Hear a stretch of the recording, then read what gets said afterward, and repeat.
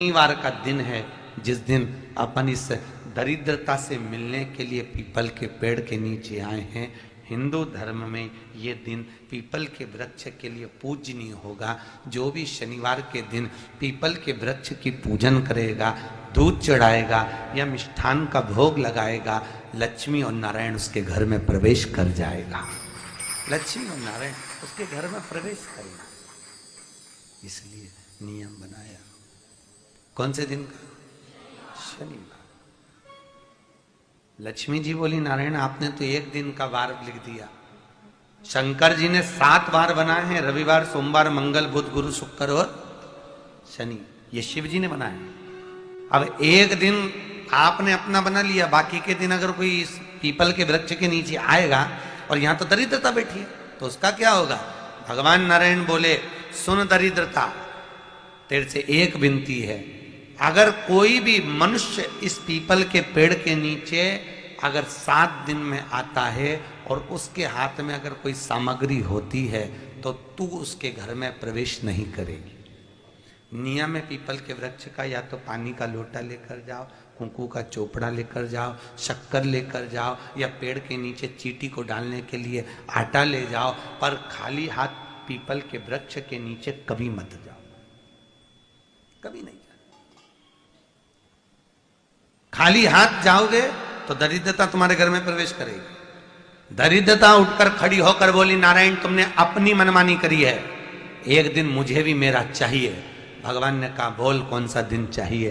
दरिद्रता कहती है, रविवार के दिन इस पीपल के वृक्ष के नीचे मैं दिन भर नृत्य करूं, इसमें रहूं, और जो यहां आए रविवार को मैं उसके घर में प्रवेश करूं। भगवान ने कहा, ठीक है। दरिद्रता, रविवार का दिन एक ऐसा दिन रहेगा जिस दिन तू इस पीपल के वृक्ष के नीचे नृत्य करेगी और जो आएगा इस पीपल के वृक्ष के नीचे तो उसके साथ प्रवेश करेगी। मैंने तुझे वर दिया।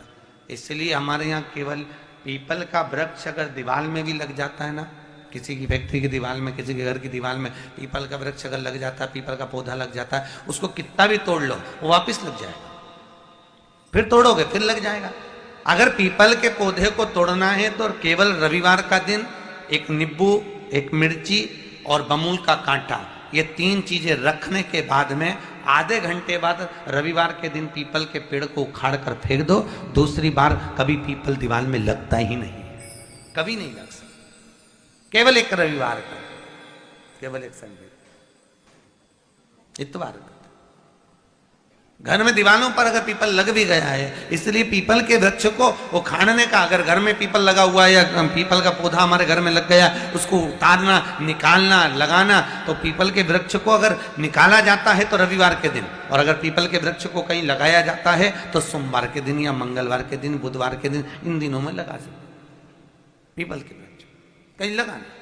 शनिवार का दिन एक ऐसा दिन होता है जिस दिन पीपल के वृक्ष को कहीं जाकर लगाया नहीं जाता, क्योंकि शनिवार के दिन पीपल के वृक्ष के नीचे लक्ष्मी रहती है। हम अपने हाथों से अगर पीपल का वृक्ष किसी दूसरी जगह पर शनिवार को रोपित करते हैं तो हमारे घर की लक्ष्मी अपने घर से छिन्न होकर चली जाती है। इसलिए शनिवार के दिन पीपल लगाया नहीं जाता, किसी के घर जाकर उसको वापस पलटा नहीं जाता। लग गया उसको डाल। प्रभु मेरी धर्म पत्नी को कहाँ रखूं आप बताओ? वो तो जहां यज्ञ होता है, अनुष्ठान होता है, दान होता है, पुण्य होता है, सत्कर्म होता है, वहां जाने को तैयार नहीं। अब करूं क्या? भगवान ने बोला, एक काम करो।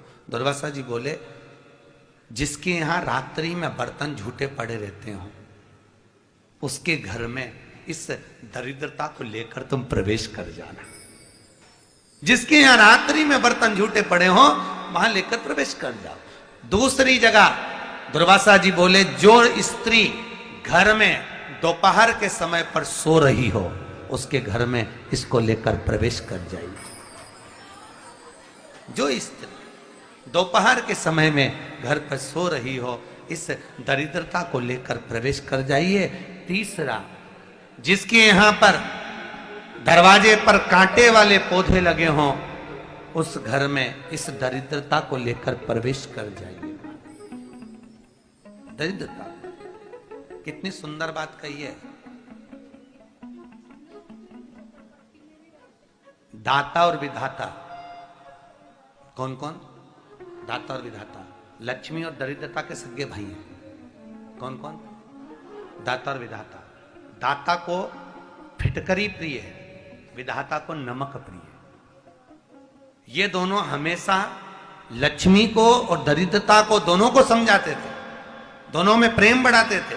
आज भी हिंदू धर्म की रीति है, यहां तो ठीक है, जिसके यहां पर भी अगर थोड़ी सी भी परेशानी होती है, थोड़ा सा क्लेश होता है, अशांति होती है, लक्ष्मी नहीं टिक रही हो, काम नहीं बन रहे हो, बहुत प्रयास करा जा रहा हो और हमारा कार्य नहीं होता, तो क्या करते हैं? फिटकरी और नमक को पानी में डाल देते हैं और घर में पोछा लगा देते हैं। आप लोगों ने आजकल फेसबुक पे भी पढ़ा होगा, व्हाट्सएप पे भी पढ़ा होगा। तो क्यों लिखा उसमें? उसका कारण ही केवल ये है कि दाता और विधाता की प्रियता उसमें। माता ख्याति के जो 4 बच्चे हुए, इसमें जो 2 लड़के हैं, दाता और विधाता, उसकी प्रियता उसकी पूर्णता उस। अब दुर्वासा जी बोले अपनी धर्म पत्नी को वहां लेकर, जहां कांटेदार पौधे लगे हों वहां पर लेकर प्रवेश कर जाइए। कांटेदार पौधों में उस दरिद्रता का निवास हो गया। पीपल के पेड़ के नीचे हम लक्ष्मी जी के साथ शनिवार के दिन आपसे मिलने के लिए आए हैं। शनिवार के दिन जो पीपल के वृक्ष के नीचे दिया लगाएगा, उसके घर में कभी संपदा की कमी नहीं होगी। सारे दिन पीपल के वृक्ष के नीचे हमारा निवास होगा। आज भी नियम है, जिसको शनि लग जाता है, एक काजल की डिब्बी ले लो और काजल की डिब्बी को 21 बार उतार कर उसको एकांत में जाकर, जंगल आदि में एकांत में किसी पेड़ के नीचे इतना सा खड्डा खोद कर उसमें काजल की डिब्बी को डाल दो और मिट्टी से पूर दो, उस व्यक्ति का शनि समाप्त हो जाता है। काशी विश्वनाथ का नाम लेकर काजल की डिब्बी को 21 बार उतार कर अगर काशी विश्वनाथ का नाम लेकर शनि वाले व्यक्ति को अगर पेड़ के नीचे दबा दे, शनि समाप्त। शनि उसको शनिवार के दिन जो पीपल के वृक्ष में सरसों के तेल का दीप लगाता है, उसको शनि कभी परेशान नहीं करता। एक बात हमेशा ध्यान रखिएगा, मान लो अगर कोई भारी रोग ऐसा शनि महाराज के कारण हो गया हो, अच्छे काम करते करते उल्टे हो रहे हैं, होते हैं किसी किसी के साथ में, विपरीत परिस्थितियां आ जाती है, अच्छा करने जाओ बुरा हो जाता है, अच्छा कर्म करने जाओ बुरा हो जाता है। तो पीपल के वृक्ष की जो छाल होती है, छाल देखिए, पीपल के वृक्ष में जो छाल लगी होती है, उस छाल को घिसकर चंदन बनाकर भगवान शंकर का स्नान कराकर, अभिषेक कराकर, पूजन कराकर, पूजन कराने के बाद हमें पिपलेश्वर महादेव का नाम लेकर, कौन से महादेव? पिपलेश्वर महादेव का नाम लेकर वो जो घिसी हुई छाल होती है, उस छाल का तिलक भगवान शंकर को लगा लो और उसी का थोड़ा सा भाग अपने कंठ पर, मस्तक पर लगाना प्रारंभ कर दो। धीरे धीरे जो विपरीत दशा है वो सुधरना प्रारंभ हो जाती है। पर नाम याद रखना, पिपलेश्वर, जम के बोलिए, पिपलेश्वर महादेव। एक देवता ऐसे हैं जिन्होंने दूसरे का हिस्सा खाने का प्रयास करा था और आज भी उस देवता से दुनिया डरती है। और उन्होंने दूसरे का हिस्सा खाने का प्रयास करा था तो शंकर भगवान ने उसको भी नहीं छोड़ा। कौन से देवता? वो बाल्टी में हर शनिवार को आते हैं आपके यहाँ। कौन से? शनि देव। उनने क्या करा था? भगवान सूर्य नारायण ने अपने सारे पुत्रों को देखा, सारे पुत्रों को,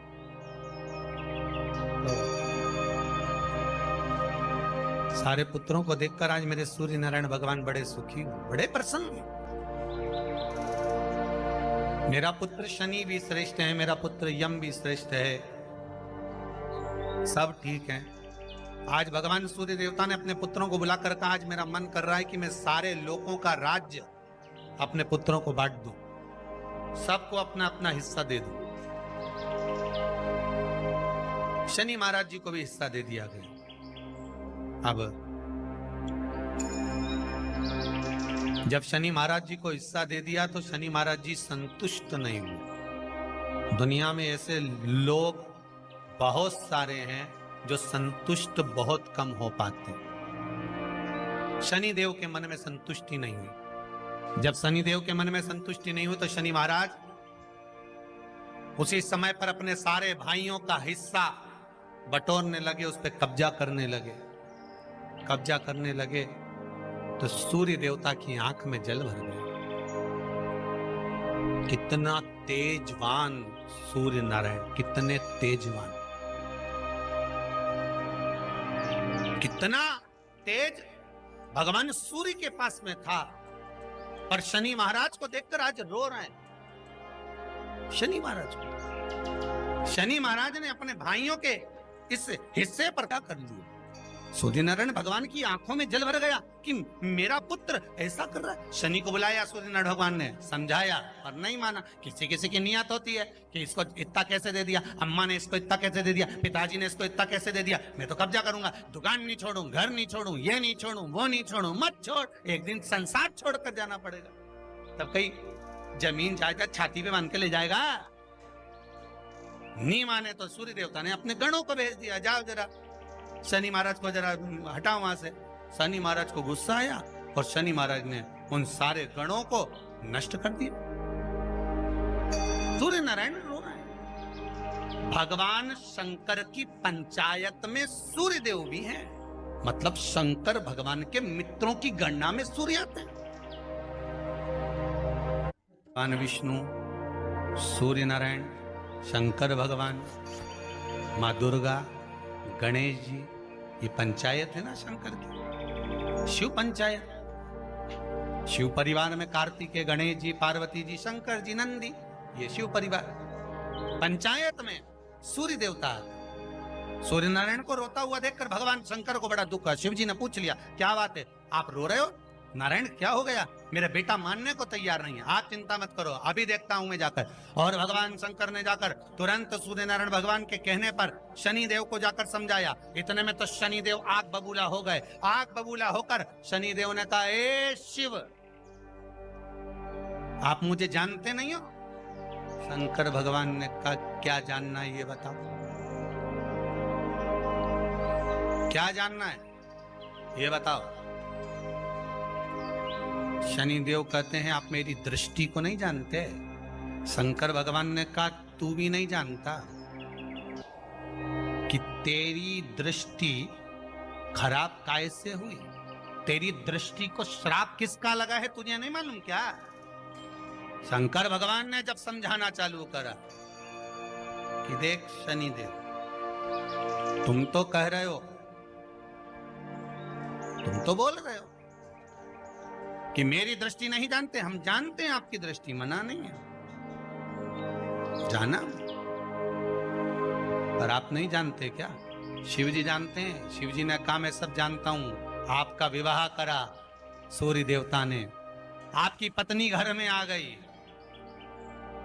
आप अपनी पत्नी को देखते तक नहीं थे, इसलिए आपकी धर्म पत्नी ने आपको श्राप दिया कि जिस पति ने मुझ पर दृष्टि नहीं डाली, मेरे वो पति की दृष्टि कुदृष्टि हो जाए, जिस पे डालेगा वो बर्बाद हो जाए।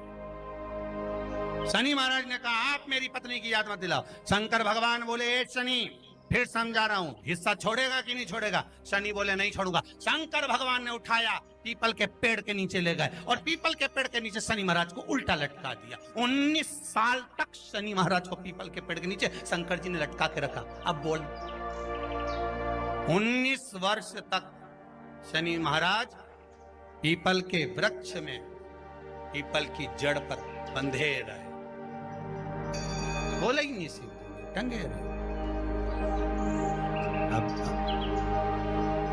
दूसरे का हिस्सा खाने वाले को जब शनि महाराज जैसे के लटका दिया भोलानाथ ने, तो तुम कहीं लगो रे लाइन में? मेरा विचार तो करो। 19 वर्ष तक शनि महाराज लटके रहे, तब 19 वर्ष नेत्र बंद कर कर शनि महाराज ने शंकर की आराधना करी कि दुनिया में कोई ऐसा नहीं जो मुझे उल्टा लटका दे, केवल एक यही है जिनने मुझे लटकाया है। तो 19 वर्ष तक तप करा तो शंकर जी प्रसन्न हो गए। धरनी को हटाकर पार्वती को लाए, साथ में आशीर्वाद दिया, शनि महाराज को खोला। वर मांगो, तुम्हें क्या चाहिए, मांगो तुम्हें क्या चाहिए। शनि महाराज ने कहा मांगूंगा कुछ नहीं, आप वर दे दीजिए। शंकर जी ने कहा मैं तुम्हें दंड अधिकारी बनाता हूं कि आप अच्छे और बुरे का दंड दोगे, आप अधिकारी बनकर बैठोगे, मेरा आशीर्वाद तुम्हारे साथ में। दंड अधिकारी भगवान शंकर का एक अवतार है पिपलाद अवतार।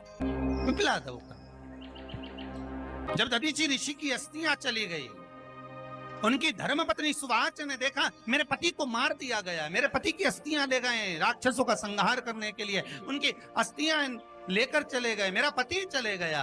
सुवाच गर्व से थी, मरना चाहती थी, प्राण छोड़ना चाहती। शिव जी ने देखा ये तो अग्नि के ऊपर चढ़कर अपनी देह त्याग रही है। शंकर भगवान ने आकर कहा रुक जा सुवाच, रुको, तुम्हारे गर्भ में बच्चा है, तुम्हारे गर्भ में बच्चा है, वो बच्चा मर जाएगा, अब इस बच्चे को जन्म देकर भी क्या करूं। नहीं पिता, तुम्हारे गर्भ में जो बच्चा है वो महाज्ञानी है, तुमने मुझसे प्रसाद के रूप में मांगा था, कहा था शिव जैसा पुत्र होना चाहिए, तो क्या तुम शंकर को नष्ट कर दोगे। मैं शंकर को जन्म दूंगी। सुवाच ने 2 पत्थर उठाए, अपने गर्भ पर मारना प्रारंभ करा, गर्भ पर मारा, बच्चे ने जन्म लिया। बच्चा 7 महीने का था, उस बच्चे को उठाकर पीपल के कोटर में रख दिया। पीपल की कोटर, एक गिलहरी पीपल के फल को लेकर आती थी, पिपलाद के मुंह में देती थी। शिव का एक, इसलिए शंकर का नाम ही पिपलेश्वर महा। शिव का एक अवतार पिपलाद के रूप में हुआ है। तुम क्यों चिंता करती हो, तुम चिंता मत करो, तुम्हारा पुत्र जन्म दो तुम। और दिया धन सुवाच ने, उसके बाद प्राणों को त्यागा। और उस पीपल के कोटर में अगर भरण पोषण करने वाला कोई था तो वह देवाधिदेव महादेव था। फिर निवेदन करेंगे, माता के गर्भ में बच्चा रहता है, उसका भरण पोषण करने वाला मेरा देवाधिदेव महादेव है। अगर जन्म उसने दिया है तो मृत्यु भी वो देगा। अगर तुमको कुछ ज्ञान दिया है तो अच्छी जगह पर भी वही पहुंचाएगा। आप जो अभिलाषा लेकर आते हैं, बच्चे कहते हैं हमारी नौकरी नहीं है, सर्विस नहीं है, हम इस कॉलेज में पढ़ना चाहते हैं, हम इस जगह जाना चाहते हैं, हम इस पद पर जाना चाहते हैं, बस इतना याद रखना, तुम्हारा भाग्य बुरा नहीं होता। कभी भी याद रखना, संसार में जिसको भगवान ने जन्म दिया उसकी किस्मत कभी बेकार नहीं हो सकती। अगर भगवान तुम्हारी किस्मत बेकार होती तो जानवर बनाकर पैदा करता, इंसान बनाकर नहीं। किस्मत अच्छी थी इसलिए इंसान बनकर पैदा, जानवर बनाकर पैदा नहीं करा। अगर तुम्हारी किस्मत अच्छी थी इसलिए मनुष्य बनकर पैदा हुए हो, इंसान बनकर पैदा हुए हो, मानव बनकर पैदा हुए हो। भगवान को दोष मत देना कि भगवान ने किस्मत बेकार दी है। भगवान ने किस्मत अच्छी बनाई है इसलिए तुझे मृत्यु लोक में जन्म दिया। भगवान ने भाग्य अच्छा बनाया इसलिए तुझे शिव महापुराण की कथा सुनने का मौका दिया। नहीं तो भाग्य में नहीं होती तो कहां से मिल जाती। किस्मत अच्छी है तो भगवान नौकरी भी लगाएगा, धंधा भी करवाएगा, सर्विस भी कराएगा, विवाह भी करेगा, शादी भी करेगा, मकान भी बनाएगा, जायदाद भी देगा, संतान भी देगा। उसने दिया है पेट तो भरेगा वही। हम काय को अपने माथे पर ले, मैंने इतनी पढ़ाई कर ली, मैं इंजीनियर हो गया, मैं ये बन गया, मैंने तो ये कर लिया, उसके बाद भी मैं घर में बैठा हूं, मेरा छोरा घर में बैठा, इतना पढ़ने के बाद बैठा। जन्म उसने दिया है, भाग्य उसका है, किस्मत उसकी है, तो कहो उसको कि शंकर का भजन कर, मंथन करे, मक्खन निकलेगा और घी भी जरूर बने। हारना मती, जब तेरे 3.5 करोड़ बार गिनती मत करना, गिनती वो करेगा। तू तो भज, तू कुबेरेश्वर का स्मरण कर, तू महाकाल का स्मरण कर, तू काशी विश्वनाथ का स्मरण कर, तू महाकाल राजा का स्मरण करके तो देख। शिव का भजन कर, 1 लोटा पानी ले जाकर रोज चढ़ा शंकर जी के मंदिर में जा। शिव से भजन करने में क्या देरी, नहीं जा सकता शिव मंदिर में जाने में। बच्चों को अगर शर्म आती हो तो बेलपत्री के पेड़ के नीचे पानी चढ़ाया, वो भी नहीं कर सकता तो पीपल के पेड़ के नीचे चढ़ाया, वो भी नहीं कर सकता तो आंवले के पेड़ के नीचे चढ़ाया। पर कहीं जुड़ तो सरी, एक बार साध तो सरी, पकड़ने का प्रयास तो करो परमात्मा। भगवान देवाधिदेव महादेव को जल चढ़ाते हैं, उसके 5 अलग अलग तरीके हैं। बहुत सावधानी से सुनना कथा, आपकी और हमारी जिंदगी की सार्थकता को सिद्ध करने वाली कथा। आज पंजाब की इस पवित्र भूमि पर अगर यह प्रसंग निकला है तो इसको आप अगर सुनेंगे तो आपका जीवन सार्थक होगा। शिव जी को 5 तरह से जल चढ़ाने का तरीका है। जैसे पंचामृत होता है, दूध, दही, शहद, घी, शक्कर, ये सब पंचामृत के अंतर्गत आते हैं, उसी तरह शंकर जी को 5 तरह से जल चढ़ाने का क्रम वर्णित किया गया। अब उसको समझेंगे, बहुत सावधानी से समझिएगा। पहला, जल लेकर आए, सीधे डायरेक्ट शंकर भगवान के शिवलिंग पर चढ़ा दिया। यह प्रथम जल का चढ़ाने का तरीका। दूसरा, जहां से पानी बहकर जाता है, जहां से जल बहकर जा रहा है, उसके ठीक विपरीत जल उत्तर में जा रहा है, आप दक्षिण में खड़े होंगे और दक्षिण में खड़े होकर उत्तर की ओर मुख करेंगे और शिव जी को जल समर्पित करेंगे। यह रोग मुक्ति करने वाला है और हमारे रोग पर हमें विजय प्रदान करने वाला है। यह जल चढ़ाने का तरीका। एक, सीधे मंदिर में गए, लोटा भर कर जल उठाया, शिव जी को चढ़ा दिया। दूसरा, जल जहां से पानी बहता है, शिव जी का चढ़ा हुआ जल जहां से बहकर जाता है, उसके ठीक विपरीत में शिव जी का जल इधर जा रहा है तो तुम यहां खड़े हो, तुम यहां बैठो, यहां मत बैठना, यहां मत बैठना, इधर बैठो। अगर रोग का निवारण है तो यहां बैठकर। तीसरा, अशोक सुंदरी से जल चढ़ाते चढ़ाते शिवलिंग तक लेकर जाना और शंकर भगवान के शिवलिंग पर पूर्ण जल समर्पित करना। यह तीसरा तरीका। यह कार्य की सिद्धता के लिए। हम जब किसी से आस न लगाकर परमात्मा से विनती करते हैं तो वो विनती करने का तरीका। तीसरा। चौथा, शिव जी पे चढ़ा हुआ जल 5 जगह पर समर्पित करना। गणेश जी, कार्तिकेय, अशोक सुंदरी, शिवलिंग और जलाधारी। ये चौथा क्रम है। जब जिस नारी का, जैसे मेरा नाम मोनिका है, मेरे पति का नाम संजय सिंह है, मैं दिल्ली स्वरूप नगर के निवासी हूं, मेरा फोन नंबर ये है। कहीं बैठी हैं? मैं बाबू को लाए हैं क्या? नहीं लाए? ठीक है, मैं प्रणाम करने के लिए लाई हूं। गुरुदेव, बाबा बाबा है, बैठिए बहन। शिव तत्व है। एक जल चढ़ाने का तरीका, शिव जी को हम जो जल चढ़ाते हैं उसका एक तरीका भी हमारी जिंदगी में अगर हमने उसको स्मरण में रख लिया तो हमारी कार्य की सिद्धता को सिद्ध कर देता है, हमें सफलता की ओर लेकर चले जाता है।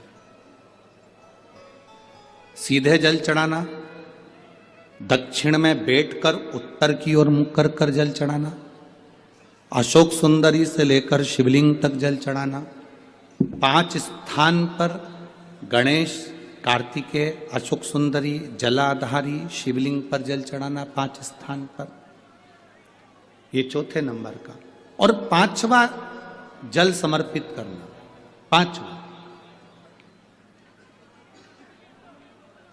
5वें नंबर का जल।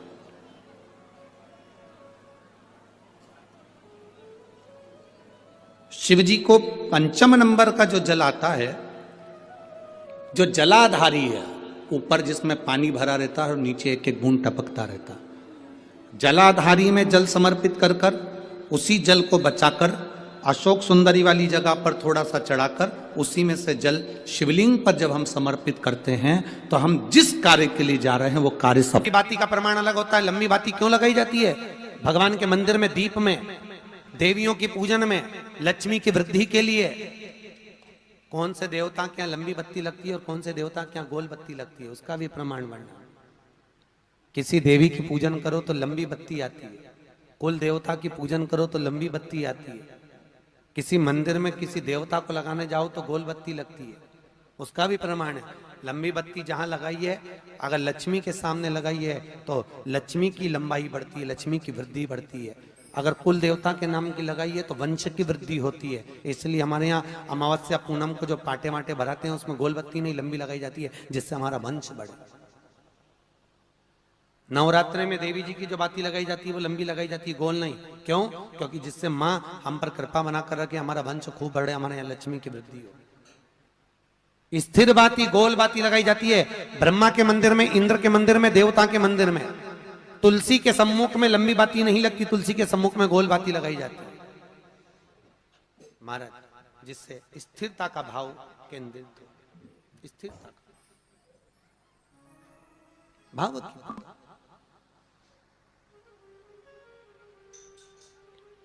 पीपल के वृक्ष के नीचे कभी लंबी बाती नहीं लगती, बड़ के पेड़ के नीचे कभी लंबी बाती नहीं लगती, आंवले के पेड़ के नीचे कभी गोल बाती नहीं लगती, आंवले के वृक्ष के नीचे लंबी बाती लगना चाहिए।